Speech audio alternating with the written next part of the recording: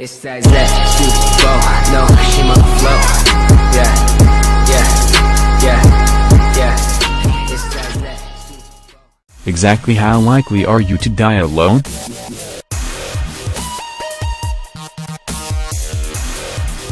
After reading several articles about people who died alone and went undiscovered for days, I asked a statistician about the likelihood of me meeting the same fate. My whole life from my mono-browed teen virgin years to present day there's always been one kind of story I've loved to read above all others, tales of people who died alone, and were left decomposing for indeterminate periods of time before the smell became overpowering and neighbors notified the authorities. In 2006, the remains of Joyce Vincent were found in her London flat, where she had lain undiscovered for nearly 3 years after her death, television still blaring. George Bell was only dead a week before his body was found, but only because he left his car on the wrong side of the street and his neighbor noticed the parking tickets piling up. These stories made headlines around the world, and caused many people to question how I'd look out for them if they suddenly stopped leaving their home. Would anyone notice any irregularities in their routine? Would they, too, be like Bell and Vincent, unnoticed and unmourned? When I can't sleep at night, I often lie in bed and calculate the odds that I, too, will end up rotting and ignored in a flat. It's a theme I return to, time and again, in my work. Whether I'm asking psychics how likely I am to expire alone, they were more concerned by my hair, or consulting cat behavioral experts about whether your cat would eat you if you suddenly died, probably not.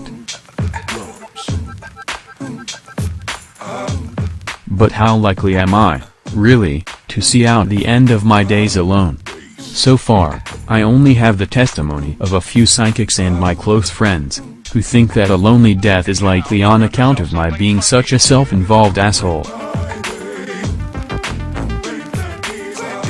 I needed definitive answers, and I needed them fast, so I asked statistical expert Alan Saltzberg of consulting firm Salt Hill Statistics.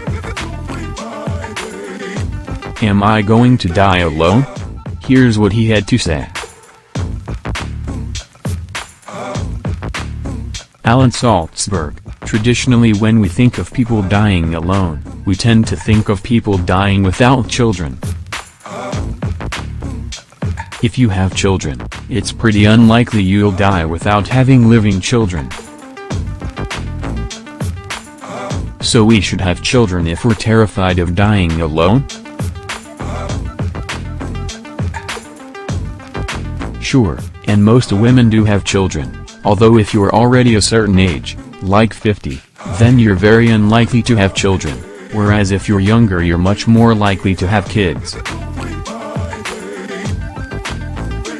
For women who don't have children, the probability of dying alone is much higher because women live longer. As there are very few men as you get older and older, the likelihood of dying alone becomes more probable. Editor's note: assuming you aren't in a relationship with another woman, that is, a lot of that depends on your health though. Do you feel like you are in good health and you are going to live a long time? Then you may be in trouble. You're much more likely to die alone.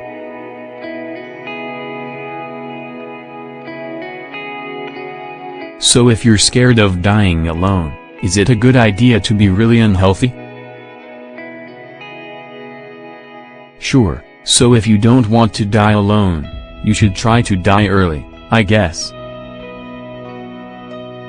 Are dying young or having children your two main options then when it comes to not dying alone? Yeah, so you need to die early or have children.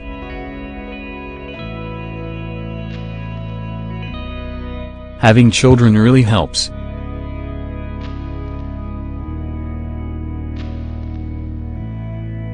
Any other factors to be aware of?